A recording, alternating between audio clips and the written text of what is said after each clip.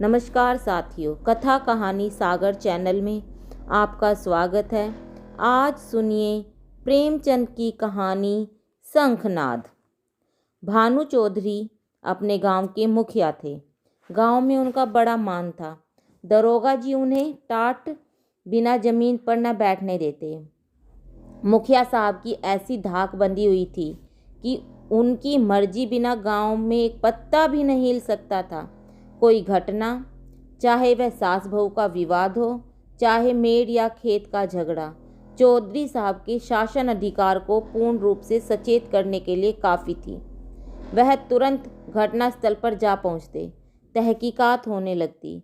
गवाह और सबूत के सिवा किसी अभियोग को सफलता सहित चलाने में जिन बातों की ज़रूरत होती है उन सब पर विचार होता और चौधरी जी के दरबार में फैसला हो जाता। किसी को अदालत जाने की जरूरत न पड़ी। हाँ, कष्ट के लिए चौधरी साहब कुछ फीस जरूर ले लेते थे। यदि किसी अवसर पर फीस मिलने में असुविधा के कारण उन्हें धीरज से काम लेना पड़ता तो गांव में आफत मच जाती थी, क्योंकि उनके धीरज और दरोगा जी के क्रोध में कोई घनिष्ठ संबंध था। सारांश यह है कि चौधरी से उनके दोस्त दुश्मन सभी चौकन्ने रहते थे। चौधरी साहब के 3 सुयोग्य पुत्र थे। बड़े लड़के बितान एक सुशिक्षित मनुष्य थे। डाकिये के रजिस्टर पर दस्तखत कर दे लेते थे। बड़े अनुभवी, बड़े ममर्ग, बड़े नीति कुशल। मिर्जई की जगह कमीज पहनते, कभी कभी सिगरेट भी पीते, जिससे उनका गौरव बढ़ता था। यद्यपि उनके ये दुर्व्यसन बूढ़े चौधरी को नापसंद थे, पर बेचारे विवश थे, क्योंकि अदालत और कानून के मामले बितान के हाथों में थे। वह कानून का पुतला था। कानून की दफाएं उसकी जबान पर रखी रहती थी। गवाह गढ़ने में वह पूरा उस्ताद था। मंझले लड़के शान चौधरी कृषि विभाग के अधिकारी थे। बुद्धि के मंद, लेकिन शरीर के बड़े परिश्रमी। जहाँ घास ना जमी हो वहाँ केसर जमा दे। तीसरे लड़के का नाम गुमान था। वह बड़ा रसिक, साथ ही उदंड भी था। मुहर्रम में ढोल इतने जोरों से बजता था कि कानों के पर्दे फट जाते। मछली फंसाने का बड़ा शौकीन था। बड़ा रंगीला जवान था। खंजड़ी बजा बजा कर जब वह मीठे स्वर से ख्याल गाता तो रंग जम जाता। उसे दंगल का ऐसा शौक था कि कोसों तक धावा मारता, पर घरवाले कुछ ऐसे शुष्क थे कि उसके इन व्यसनों से तनिक भी सहानुभूति न रखते थे। पिता और भाइयों ने तो उसे ऊसर खेत समझ रखा था। घुड़की धमकी, शिक्षा और उपदेश, स्नेह और विनय, किसी का उस पर कुछ भी असर न हुआ। हाँ, भावजे अभी तक उसकी ओर से निराश न हुई थी। वे अभी तक उससे कड़वी दवाइयाँ पिलाई जाती थी, पर आलस्य वह राजयोग है जिसका रोगी कभी नहीं संभलता। ऐसी कोई बिरला ही दिन जाता होगा कि बाके गुमान को भावजों के कटु वाक्य न सुनने पड़े। ये विषैले सर कभी कभी उसके कठोर हृदय में चुभ जाते, किंतु यह घाव रात भर से अधिक न रहता। भोर होते ही थकान के साथ ही यह पीड़ा भी शांत हो जाती। तड़का हुआ उसने मुंह हाथ धोया, बंसी उठाई और तालाब की ओर चल पड़ा। भावजे फूलों की वर्षा किए करती। बूढ़े चौधरी पैंतरे बदलते रहते और भाई लोग तीखी निगाह से देखा करते, पर अपनी धुन का पूरा बाका गुमान उन लोगों के बीच इस तरह अकड़ कर चलता जैसे कोई मस्त हाथी कुत्तों के बीच में निकल जाता है। उसे सुमार्ग पर लाने के लिए क्या क्या उपाय नहीं किए गए। बाप समझाता, बेटा ऐसी राह चलो जिसमें तुम्हें भी पैसे मिले और गृहस्थी का भी निर्वाह हो। भाइयों के भरोसे कब तक रहोगे? मैं पका आम हूँ, आज टपक पड़ा या कल, फिर तुम्हारा निभाह कैसे होगा? भाई बात भी न पूछेंगे। भावजों का रंग देख रहे हो, तुम्हारे भी लड़के बाले हैं, उनका भार कैसे संभालोगे? खेत में जी न लगे तो कहो कांस्टेबली में भर्ती करवा दूं। बाका गुमान खड़ा खड़ा यह सब सुनता, लेकिन पत्थर का देवता था, कभी न पसीजता।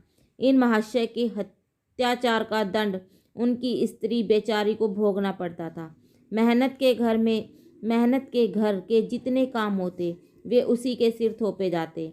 उपले थापती, कुएं से पानी लाती, आटा पीसती और तिस पर भी जेठानियां सीधे मुंह बात न करती, वाक्य बाणों से छेदा करती। एक बार जब वह पति से कई दिन रूठी रही तो बाके गुमान कुछ नर्म हुए। बाप से जाकर बोले, मुझे कोई दुकान खुलवा दीजिए। चौधरी ने परमात्मा को धन्यवाद दिया। फूले ना समाये, कई 100 रुपये लगाकर कपड़े की दुकान खुलवा दी। गुमान के भाग जागे। तंजेब के चुन्नटदार कुर्ते बनवाए, मलमल का साफा धानी में रंगवाया। सौदा बिके या ना बिके, उसे लाभ ही होना था। दुकान खुली हुई है, 10-5 गाढ़े मित्र जमे हुए हैं। चरस की दम और ख्याल की ताने उड़ रही हैं। चल झटपटरी, जुमना टटरी, खड़ो नटखटरी। इस तरह 3 महीने चैन से कटे। बाके गुमान ने खूब दिल खोलकर अरमान निकाले, यहाँ तक कि सारी लागत लाभ हो गई। टाट के टुकड़े के सिवा और कुछ न बचा। बूढ़े चौधरी कुएं में गिरने को चले। भावजों ने आंदोलन मचाया, अरे राम, हमारे बच्चे और हम चीथड़ों को तरसें। गाड़े का एक कुर्ता भी नसीब न हो और इतनी बड़ी दुकान इस निखट्टू का कफन बन गई। अब कौन मुंह दिखलाएगा? कौन मुंह लिए वह फिर घर आया और फिर वही पुरानी चाल चलने लगा। कानूनदा बितान उनके ये ठाट बाट देखकर जल जाता। मैं सारे दिन पसीना बहाऊं, मुझे नैन सुख का कुर्ता भी न मिले। यह अपाहिज सारे दिन चारपाई तोड़े और यूं बन ठन कर निकले। ऐसे वस्त्र तो शायद मुझे अपने ब्याह में भी न मिले होंगे। मीठे शान के हृदय में भी कुछ ऐसे ही विचार उठते। अंत में यह जलन न सही गई और अग्नि भड़की तो एक दिन कानूनदा बितान की पत्नी गुमान के सारे कपड़े उठा लाई और उन पर मिट्टी का तेल उड़ल कर आग लगा दी। ज्वाला उठी, सारे कपड़े देखते देखते जलकर राख हो गए। गुमान रोते थे, दोनों भाई खड़े तमाशा देखते थे। बूढ़े चौधरी ने यह दृश्य देखा और सिर पीट लिया। यह द्वेषा अग्नि है, घर को जलाकर तब बुझेगी। यह ज्वाला तो थोड़ी देर में शांत हो गई, परंतु हृदय की आग ज्यों की त्यों दहकती रही। अंत में एक दिन बूढ़े चौधरी ने घर के सब मेंबरों को एकत्रित किया और इस गूढ़ विषय पर विचार करने लगे कि बेड़ा कैसे पार हो। बितान से बोले, बेटा, तुमने आज देखा कि बात में सैकड़ों रुपए पर पानी फिर गया। अब इस तरह निर्वाह होना असंभव है। तुम समझदार हो, मुकदमे मामले करते हो, कोई ऐसी राह निकालो कि घर डूबने से बचे। मैं तो चाहता था कि जब तक चौला रहे उसको समेटे रहूं, मगर भगवान के मन में कुछ और ही है। बितान की नीति कुशलता अपनी चतुर सहगामिनी के सामने लुप्त हो जाती है। वह अभी उसका उत्तर सोच रहे थे कि श्रीमती जी बोल उठी, दादाजी, अब समझाने बुझाने से काम न चलेगा। सहते सहते हमारे कलेजा पक गया। बेटे की जितनी पीर बाप को होगी, भाइयों को उतनी क्या, उसकी आधी भी नहीं होती। मैं तो साफ कहती हूँ, गुमान का तुम्हारी कमाई में हक है। उन्हें कंचन के कोर खिलाओ और चांदी के हिडोले में झुलाओ। हम में इतना न बूता न इतना कलेजा। हम अपनी झोपड़ी अलग बना लेंगे। हाँ, जो कुछ हमारा हो वह हमको मिलना चाहिए। बाँट बखरा कर दीजिए, बला से 4 आदमी हंसेंगे। अब कहाँ तक दुनिया की लाज ढोवें। नीतिज्ञ वितान पर इस प्रबल वक्ता का जो असर हुआ वह उनके विकसित और प्रमुदित चेहरे से झलक रहा था। उसमें स्वयं इतना साहस न था कि वह इस प्रस्ताव को इतनी स्पष्टता से व्यक्त कर सकते। अब मंदबुद्धि शान की बारी आई, पर बेचारा किसान, बैलों के पीछे आंखें बंद करके चलने वाला, ऐसे गूढ़ विषय पर कैसे मुंह खोलता। द्विधा में पड़ा हुआ था। तब उसकी सत्यवक्ता धर्म पत्नी ने अपनी जेठानी का अनुसरण कर यह कठिन कार्य संपन्न किया। बोली, बड़ी बहन ने जो कुछ कहा है उसके सिवा और दूसरा उपाय नहीं। कोई तो कलेजा तोड़ फोड़ कर कमाए, मगर पैसे पैसे को तरसे। तन ढकने को वस्त्र तक न मिले और कोई सुख की नींद सोए, हाथ बड़ा बड़ा करके खाए। ऐसी अंधेरी नगरी में अब हमारा निभा न होगा। शान चौधरी ने भी इस प्रस्ताव का मुक्त कंठ से अनुमोदन किया। अब बूढ़े चौधरी गुमान से बोले, क्यों बेटा, तुम्हें भी यह मंजूर है? अभी कुछ नहीं बिगड़ा, यह आग अब भी बुझ सकेगी। काम सबको प्यारा है, चाम किसी को नहीं। बोलो, क्या कहते हो? कुछ काम धंधा करोगे या अभी आंख नहीं खुली? गुमान में धैर्य की कमी न थी। बातों को इस कान से सुन उस कान से उड़ा देना उसका नित्य कर्म था। किंतु भाइयों की इस जान मुरीदी पर उसे क्रोध आया। बोला, भाइयों की जो इच्छा है वही मेरे मन में भी लगी हुई है। मैं भी इस जंजाल से भागना चाहता हूँ। मुझसे न मंजूरी होगी न हुई है। जिसके भाग्य में चक्की पीसना बंधा है वह पीसे। मेरे भाग्य में चैन लिखा है, मैं क्यों अपना सिर ओखली में दूं? मैं तो किसी से काम करने को नहीं कहता। आप लोग क्यों मेरे पीछे पड़े हुए हैं? अपनी अपनी फिक्र कीजिए। मुझे आध सेर आटे की कमी नहीं है।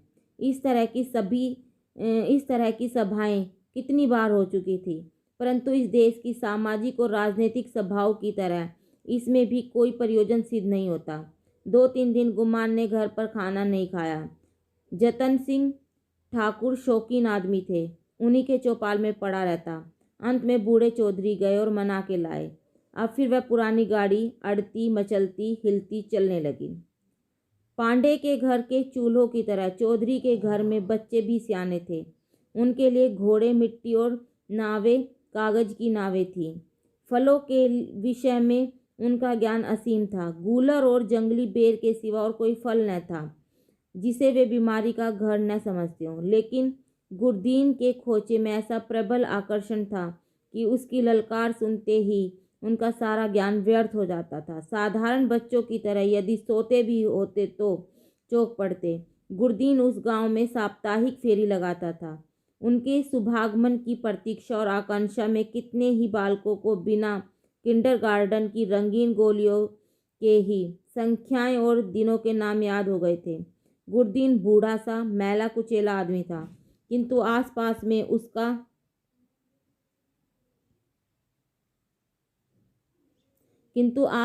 में उसका नाम उपद्रवी लड़कों के लिए हनुमान मंत्र से कम न था।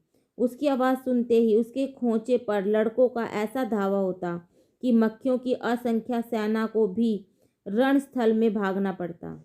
और जहाँ बच्चों के लिए मिठाइयाँ थीं, वहाँ गुरदीन के पास माताओं के लिए इससे भी ज़्यादा मीठी बातें थीं। माँ कितना ही मना करती रहें, बार बार पैसा न रहने का बहाना करें, पर गुरदीन झटपट मिठाइयों का दोना बच्चों के हाथ में रख देता और स्नेहपूर्ण भाव से कहता, बहू जी, पैसे की कोई चिंता ना करो, फिर मिलते रहेंगे, कहीं भागे थोड़े ही जाते हैं। नारायण ने तुमको बच्चे दिए हैं, जो मुझे भी उनकी न्योछावर मिल जाती है। उन्हीं की बदौलत मेरे बाल बच्चे भी जीते हैं। अभी क्या ईश्वर इनका मोर तो दिखावे, फिर देखना कैसा ठनगन करता हूँ।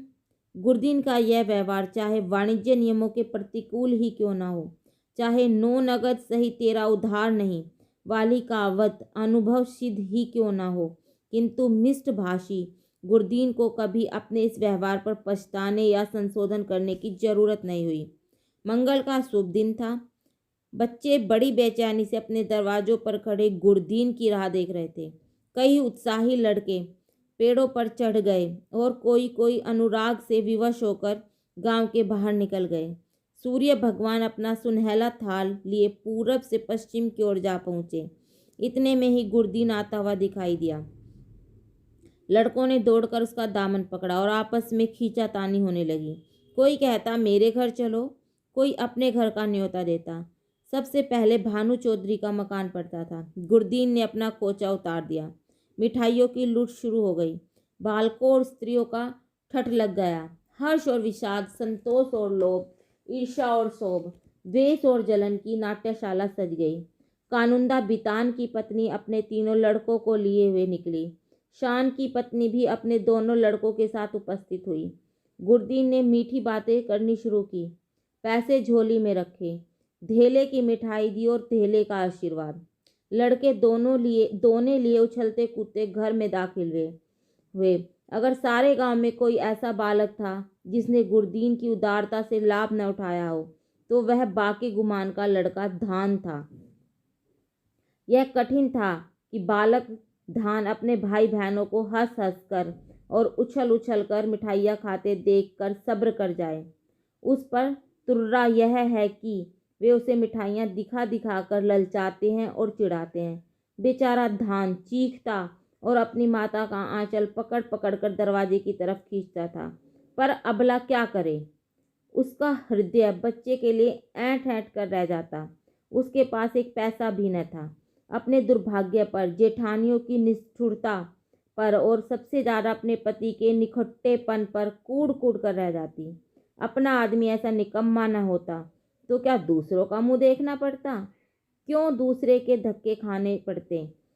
उसने धान को गोद में उठा लिया और प्यार से दिलासा देने लगी, बेटा रो मत, अब की गुरदीन आवेगा तो तुम्हें बहुत सी मिठाइयाँ ले दूंगी। मैं इससे अच्छी मिठाई बाजार से मंगवा दूंगी। तुम कितनी मिठाई खाओगे? यह कहते कहते उसकी आंखें भर आई।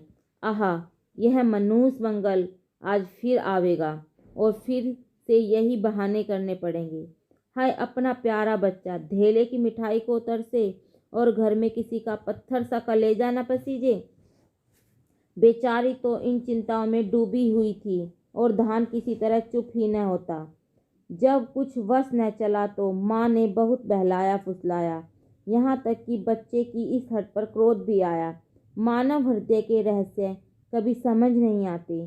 कहाँ बच्चे को प्यार से चिपटाती थी, ऐसी झिल्लाई कि उसे 3-4 थप्पड़ जोर से लगाए और गुड़क कर बोली, चुप रह अभागे, तेरा मुंह मिठाई खाने का है, अपने दिन को नहीं रोता, मिठाई खाने चला है। बाका गुमान अपनी कोठरी के द्वार पर बैठा हुआ यह कौतुक बड़े ध्यान से देख रहा था। वह इस बच्चे को बहुत चाहता था। इस वक्त के थप्पड़ उसके हृदय में तेज भाले के समान लगे और चुभ गए। शायद उनका अभिप्राय भी यही था। दुनिया रुई को धोने के लिए दांत पर चोट लगाता है। जिस तरह पत्थर और पानी में आग छिपी रहती है, उसी तरह मनुष्य के हृदय में भी, चाहे वह कैसा ही क्रूर और कठोर क्यों न हो, उत्कृष्ट और कोमल भाव छिपे रहते हैं। गुमान की आंखें भर आई। आंसू की बूंदें बहुधा सा हमारे हृदय की मलिनता को उज्ज्वल कर देती है। गुमान सचेत हो गया। उसने जाकर बच्चे को गोद में उठा लिया और अपनी पत्नी की से करुणा उत्पादक स्वर में बोला, बच्चे पर इतना क्रोध क्यों करती हो? तुम्हारा दोषी मैं हूँ। मुझे जो दंड चाहे दो। परमात्मा ने चाहा तो कल से लोग इस घर में मेरा और मेरे बाल बच्चों का भी आदर करेंगे। तुमने आज मुझे सदा के लिए इस तरह जगा दिया, मानो मेरे कानों में शंखनाद कर मुझे कर्म पथ में प्रवेश का उपदेश दे दिया हो। धन्यवाद साथियों। यदि आपको आज की कहानी अच्छी लगी हो तो कृपया मेरे चैनल को सब्सक्राइब करें, कहानी को लाइक करें तथा कमेंट्स करें।